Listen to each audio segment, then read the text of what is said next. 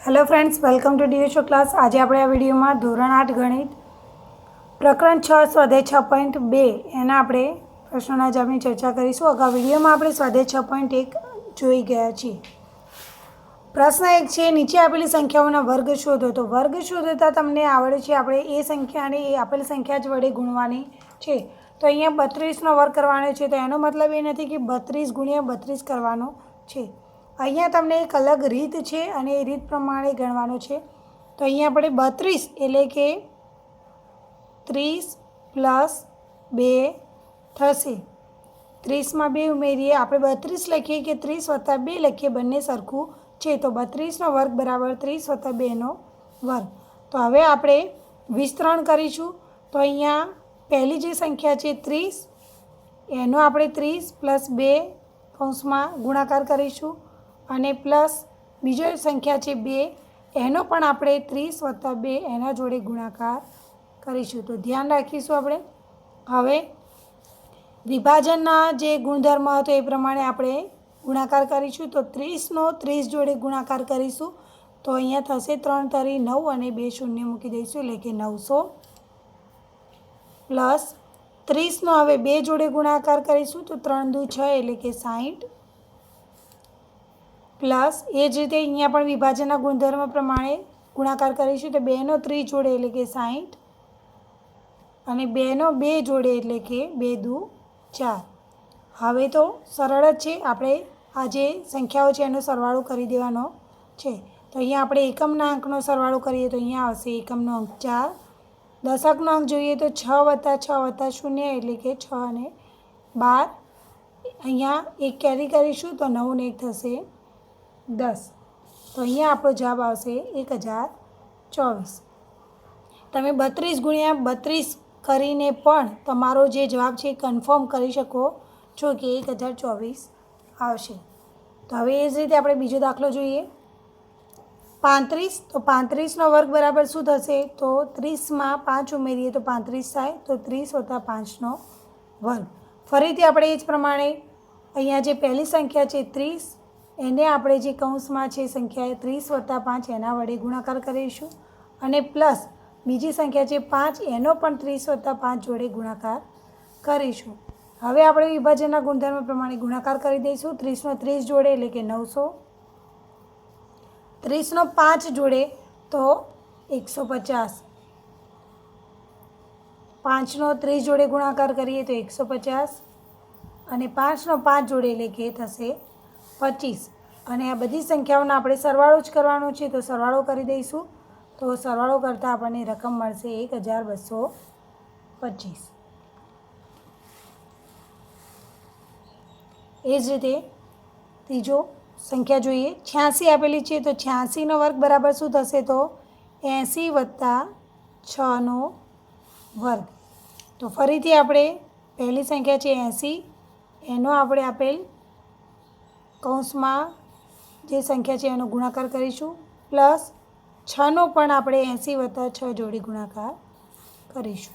હવે આપણે વિભાજનના ગુણધર્મ પ્રમાણે 80 ગુણ્યા 80 એટલે કે 64 પ્લસ 80 ગુણ્યા 6 એટલે કે 8 × 6 = 48, તો 480, 6નો 8 80 જોડે તો 480 અને 6નો 6 જોડે તો 6 × 6 = 36। તો અહીંયા આપણે ટોટલ સરવાળો કરી દઈએ તો એકમનો અંક આપણે જોઈએ તો અહીંયા આવશે 6। હવે એ જ રીતે આપણે દશકનો અંક જોઈએ તો અહીંયા 3 અને અહીંયા 8 8, તો 8 8 16 અને 3 તો 16 પછી 17 18 19, તો અહીંયા આવશે 9 અને 100ના અંકમાં 1 આવશે। તો અહીંયા 100ના અંકમાં આપણે 1 ઉમેરી દઈએ તો 4 ને 4 8 અને અહીંયા પણ 4 ફરીથી છે તો 4 તરી 12 અને 1 આપણે વધી હતી તો અહીંયા આવશે 13 અને પછી આપણે અહીંયા હજારના અંકમાં જોઈએ તો 6 ને 1 થશે 7। તો આ રીતે આપણે સીધો સરવાળો પણ કરી શકીએ છીએ। હવે એ જ રીતે 93, તો 93નો વર્ગ બરાબર થશે 90 + 3નો વર્ગ। તો અહીંયા પહેલી સંખ્યા આપણે ફટાફટ કરીશું। હવે 90 + 3 અને બીજે જે અંક છે 3, એને પણ 90 + 3 જોડે ગુણાકાર કરીશું। વિભાજનના ગુણધર્મ પ્રમાણે આપણે ગુણાકાર કરીશું। 90 ગુણ્યા 90 તો અહીંયા 9 9 81 એટલે આપણને 8100 મળશે પ્લસ 90નો 3 જોડે એટલે કે 9 તરી 27 એટલે કે 270, 3નો 90 જોડે 270 અને 3નો 3 જોડે 3 તરી 9. તો અહીંયા આપણને ટોટલ સંખ્યા મળશે. એકમનો અંક આપણે જોઈએ તો આવશે એકમનો અંક 9. દશકનો અંક જોઈએ તો 7 દુ 14. તો અહીંયા 4 અને વધી 1, અહીંયા 2 ને 1 3, 4 5 અને 6 અને 8ના 8. તો આ રીતે પણ સરવાળો કરીશું. એ જ રીતે પાંચમી સંખ્યા છે 71 71નો વર્ગ કરીએ તો 70 પ્લસ 1. અહીંયા 71 લખીએ કે 70 વત્તા 1 લખીએ બંને સરખું જ છે. તો અહીંયા 70 વત્તા 1નો વર્ગ કરીએ આપણે તો અહીંયા 70 ને 70 વત્તા 1 જોડે ગુણાકાર કરીશું અને એ જ રીતે 1નો પણ 70 વત્તા 1 જોડે ગુણાકાર કરીશું. હવે 70 ગુણ્યા 70 તો અહીંયા 4900, 70 ગુણ્યા 1 એટલે કે 70, 1 ગુણ્યા 70 એટલે કે 70 અને 1નો 1 જોડે એટલે કે 1. તો અહીંયા આપણો કુલ સરવાળો થશે 5041. એ જ રીતે છઠ્ઠો દાખલો જોઈએ 46 એટલે કે 40 વત્તા 6નો વર્ગ. તો અહીંયા આપણે પહેલાં 40ને 40 વત્તા 6 જોડે ગુણાકાર કરીશું અને એ જ રીતે 6નો 40 પ્લસ 6 જોડે ગુણાકાર કરીશું. હવે અહીંયા આપણે 40નો 40 જોડે ગુણાકાર કરીએ તો આવશે 1600 પ્લસ 40 ગુણ્યા 6 240, 6નો 40 જોડે તો 240 અને 6નો 6 જોડે તો 6 6 36. અહીંયા આપણે કુલ સરવાળો કરી દઈએ તો તમને જવાબ મળશે અહીંયા 2116. તો આ રીતે તમે જે આપેલ સંખ્યા છે વિભાજનના ગુણધર્મ પ્રમાણે કરીને સંખ્યાઓનું થોડું વિસ્તરણ કરીને વર્ગ શોધવાના છે. પરીક્ષામાં તમે સીધો વર્ગ કરી દો કે 71 ગુણ્યા 71 તો તમને એ યોગ્ય ગણાશે નહીં. હવે આપણે પાયથાગોરન ત્રિપુટી બીજો પ્રશ્ન છે કે પાયથાગોરન ત્રિપુટી શોધો. તો અહીંયા પાયથાગોરન ત્રિપુટી વિશે થોડું આપણે શીખી લઈએ, જોઈ લઈએ.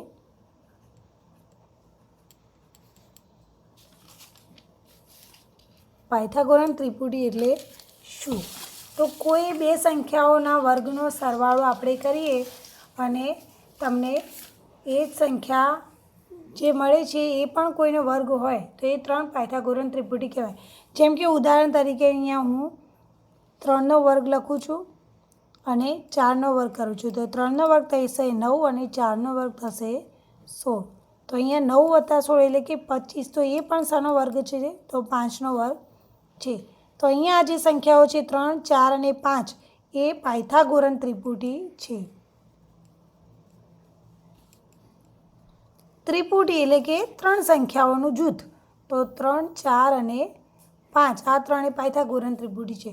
તો એવી રીતે આપણે બીજું એક ઉદાહરણ જોઈએ કે 6નો વર્ગ પ્લસ 8નો વર્ગ કરીએ આપણે તો 6નો થશે 36 અને 8નો 64. તો અહીંયા તમને સરવાળો મળશે 100. તો 100 એ કોનો વર્ગ છે? તો 10નો વર્ગ છે. તો આપણને પાયથાગોરન ત્રિપુટી કઈ મળશે? 6, 8 અને 10 એ પાયથાગોરન ત્રિપુટી કહેવાય.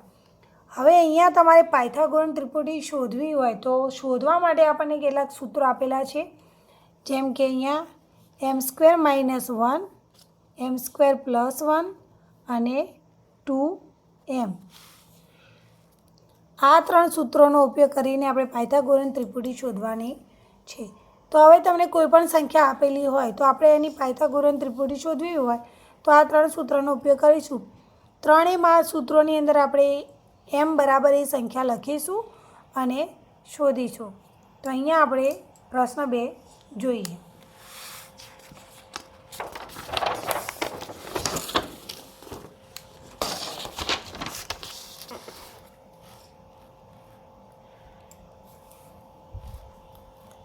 તો અહીંયા પાયથાગોરન ત્રિપુટી માટે આપણે 6 સંખ્યા પહેલી આપેલી છે. તો અહીંયા હું 6 જે છે એને આપણે m² - 1 એમાં આપણે 6ની કિંમત મૂકીએ તો અહીંયા 6 અહીંયા એમ સ્ક્વેર -1 બરાબર આપણે 6 લખીએ તો એમ સ્ક્વેર બરાબર થશે 6, અહીંયા -1 પેલી બાજુ જશે તો 1 બરાબર 7.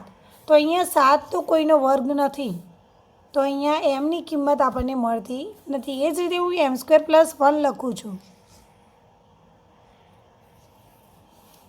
એમ સ્ક્વેર +1 બરાબર 6 લખું છું તો એમ સ્ક્વેર બરાબર થશે 6 - 1 બરાબર 5. તો 5 પણ કોઈ પણ સંખ્યાનો વર્ગ નથી. તો અહીંયા આપણા બંને સૂત્રો ફેલ છે. તો અહીંયા હું સૂત્રો લખી દઉં છું. એમ સ્ક્વેર -1, એમ સ્ક્વેર +1 અને 2m. આ 3 સૂત્રોનો ઉપયોગ કરવાનો રહેશે. તો અહીંયા હું ત્રીજું સૂત્ર લખું છું 2m. તો 2m બરાબર આપણે 6 મૂકી જોઈએ તો તમને કદાચ એમની કિંમત મળી જાય. તો અહીંયા તમે જોઈ શકો છો કે 2m બરાબર 6, તો m બરાબર 6/2 થશે અને બરાબર 3. તો અહીંયા તમને m બરાબર 3 મળી ગયા છે. તો અહીંયા તમારું આ જે સૂત્ર છે લાગુ પડે છે. તો હવે આપણે બાકીની બે સંખ્યાઓ શોધવાની છે. તો હવે આ જે તમને સંખ્યા m બરાબર મળી છે એ આ બંને સૂત્રની અંદર એ સંખ્યા મૂકી દેવાની રહેશે. તો અહીંયા હું પહેલું સૂત્ર લખું છું કે એમ સ્ક્વેર -1 બરાબર 3નો સ્ક્વેર ઓછા 1. અહીંયા એમની જગ્યાએ મેં 3 લખ્યા છે કારણ કે આપણને અહીંયા એમની કિંમત મળી ગઈ છે.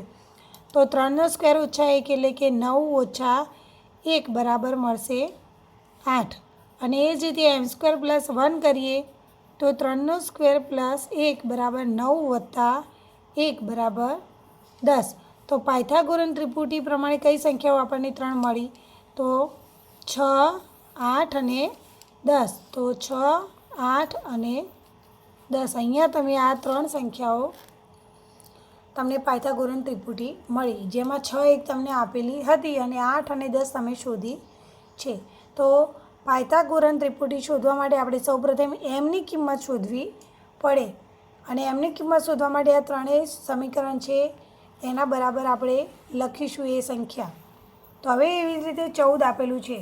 તો અહીંયા આપણે એમ સ્ક્વેર -1 અને એમ સ્ક્વેર +1 કરતાં પહેલાં સૂત્રમાં મૂકતા પહેલાં આપણે થોડું જાતે જોઈ લઈએ કે 14માં 1 ઉમેરીએ તો 15 આવશે અને 14માં 1 ઓછું કરીશું તો 13 આવશે. તો એ બંને કોઈનો વર્ગ નથી. તો આપણે સીધું સૂત્ર લખીશું કે 2m બરાબર 14. એ જ સૂત્ર મૂકીશું કારણ કે આ રીતે સૂત્ર મૂકીશું તો આપણે એમાં થોડો આપણો સમય વેડફાશે. તો અહીંયા આપણે જોઈએ 2m બરાબર 14. તો m બરાબર થશે 14/2 બરાબર 7. તો અહીંયા એમની કિંમત તમને કેટલી મળી ગઈ છે? 7. તો હવે આપણે બંને સૂત્રોમાં મૂકી દેવાનું છે કે એમ સ્ક્વેર +1 બરાબર 7. અહીંયા એમની જગ્યાએ કેટલા લખીશું? 7. 7નો સ્ક્વેર +1 એટલે સીધું 49 + 1 બરાબર આપણને કઈ સંખ્યા મળશે? 50. એ જ રીતે એમ સ્ક્વેર -1 તો બરાબર 7નો વર્ગ -1 તો 49 - 1 એટલે આપણને મળશે 48. તો અહીંયા એક તમને પાયથાગોરન ત્રિપુટીમાં સંખ્યા આપેલી હતી 14 અને બીજી બે સંખ્યા આપણે શોધી કઈ 48 અને 50. તો પાયથાગોરન ત્રિપુટી કઈ થશે? તો 48, 50 અને 14. તો પાયથાગોરન ત્રિપુટી શોધી ખૂબ જ સરળ છે. એ જ રીતે આપણે હજી સ્વાધ્યાયમાં જે બે સંખ્યાઓ આપી છે એ પણ શોધી લઈએ. તો 16 આપેલા છે. તો 16માં 1 ઉમેરીશું તો 17 થશે અને 1 બાદ કરીશું તો 15 થશે, જે કોઈનો વર્ગ નથી. તો આપણે સીધું 2m બરાબર 16 એ સૂત્ર મૂકીશું. તો અહીંયા m બરાબર તમને મળશે 16/2 બરાબર 8. તો હવે mની કિંમત તમને મળી ગઈ છે કે 8 છે. તો આપણે સૂત્રમાં મૂકી દઈશું એમ સ્ક્વેર -1 તો 8નો સ્ક્વેર ઓછા 1 એટલે 88, 64 - 1 બરાબર તમને મળશે 63. એ જ રીતે એમ સ્ક્વેર +1 કરીએ તો 8નો સ્ક્વેર +1 બરાબર 64 + 1 બરાબર તમને મળશે 65. તો પાયથાગોરન ત્રિપુટીમાં તમને બંને સંખ્યાઓ મળી ગઈ છે 63 અને 65. તો પાયથાગોરન ત્રિપુટી કઈ થશે? તો પાયથાગોરન ત્રિપુટી બરાબર 16, 63 અને 65 એ પાયથાગોરન ત્રિપુટી થશે. એ જ રીતે આપણે ચોથો જે રકમ છે એ જોઈએ 18. તો 18માં આપણે જોઈએ 18માં એક ઉમેરીશું તો 19 થશે અને એક માઇનસ કરીશું તો 17 થશે. તો બંને 17 અને 19 કોઈનો વર્ગ નથી, તો આપણે એ સૂત્રમાં મૂકવાની જરૂર નથી. આપણે સીધું સૂત્ર મૂકીશું 2m બરાબર 18. તો m બરાબર તમને મળશે 18/2. તો બરાબર અહીંયા તમને m બરાબર કઈ સંખ્યા મળશે? 9. તો હવે આપણે સૂત્રમાં કિંમત મૂકી દઈશું. m² - 1 બરાબર 9નો સ્ક્વેર માઇનસ 1 બરાબર 81 ઓછા 1 બરાબર 80 મળશે. એ જ રીતે m² + 1 તો 9નો વર્ગ, અહીંયા એમની મેં કિંમત મૂકી છે 9 જે આવ્યા હતા એ 9નો વર્ગ +1 તો 81 + 1 બરાબર અહીંયા મળશે 82. તો પાયથાગોરસ ત્રિપુટી તમને મળી ગઈ છે. તો પાયથાગોરસ ત્રિપુટી તમને મળી છે કઈ કઈ? તો 18, 80 અને 82. તો આપેલ ત્રણે પાયથાગોરસ ત્રિપુટી છે. તો આ રીતે પાયથાગોરસ ત્રિપુટી શોધવી ખૂબ જ સરળ છે. નેક્સ્ટ વિડીયોમાં આપણે સ્વાધ્યાય 6.3 છે એના પ્રશ્નોના જવાબની ચર્ચા કરીશું. Thank you.